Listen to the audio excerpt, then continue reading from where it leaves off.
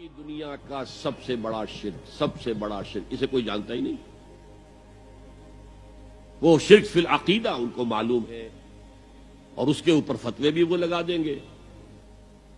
کوئی قبر کے سامنے کھڑے ہو کر کوئی دعا کر رہا ہے, کسی کو رکوع کر لیا, کسی نے سجدہ کر لیا تو خیر ٹھیک ہے, وہ تو ایک شرک جلی ہو رہا ہے, وہ تو معلوم ہے, اس کی نفی ہو رہی ہے. لیکن یہ وہ تھے شرک جو پہلے تھے. آج کا شرک بالکل اور ہے. آج کا شرک دو میں گنوا دیتا ہوں آپ کو. ایک ہے عوامی حاکمیت کا تصور, ایک ہے مادہ پرستی کا تصور. مادے پر سارا توکل اور اعتماد ہے. اللہ پر کہاں توکل رہا, کہاں اعتماد رہا. میٹیریلزم یہ ایک مذہب ہے, یہ ایک فلسفہ ہے. بہرحال اطاعت کے ضمن میں شرک فی الاطاعت کیا ہے؟ انفرادی سطح پر نفس پرستی, نفس کو اپنا معبود بنا لینا. اجتماعی سطح پر عوام کی حاکمیت, بدترین شرک.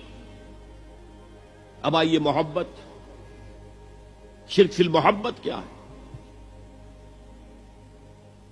اگر کسی بھی شے اور کسی بھی انسان کی محبت اللہ کی محبت سے بڑھ جانا تو دور کی بات ہے, برابر بھی آ کر ہم نشین ہو گئی, بیٹھ گئی, تو یہ شرک ہے.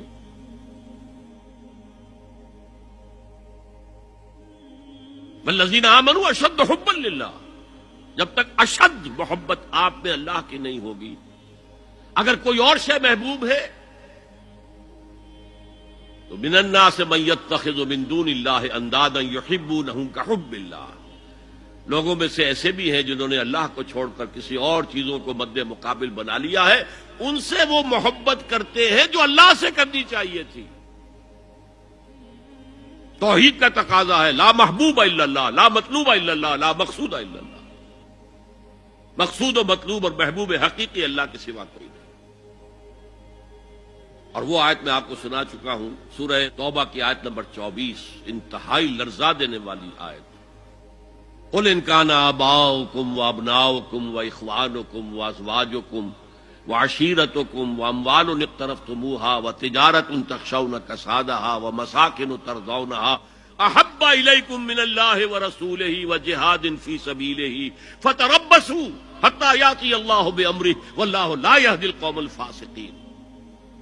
اے نبی ان کے کان کھول دیجئے, اچھی طرح سنا دیجئے کہ اے لوگو, اے ایمان کے دعوے دارو, اگر تمہیں اپنے باپ, اپنے بیٹے, اپنے بھائی, اپنی بیویاں یا بیویوں کے لیے شوہر اور اپنے رشتہ دار اور اپنے وہ مال جو بڑی محنت سے کما کر کھتے بھرے ہوئے ہیں اور اپنی وہ تجارت جس کی کساد بازاری کا تمہیں اندیشہ رہتا ہے مندہ نہ ہو جائے, اور اپنے وہ محل, اپنی حویلیاں جو تم نے تعمیر کی ہیں اور بہت تمہیں محبوب ہیں, انہیں خوب فرنش کیا ہے, اگر یہ 8 چیزیں محبوب تر ہیں اللہ سے اور اللہ کے رسول سے اور اللہ کی راہ میں جہاد سے, تو جاؤ دفع ہو جاؤ, وہاں بیٹھ کر انتظار کرو یہاں تک کہ اللہ اپنا فیصلہ سنا دے. اور اللہ ایسے فاسقوں کو کبھی ہدایت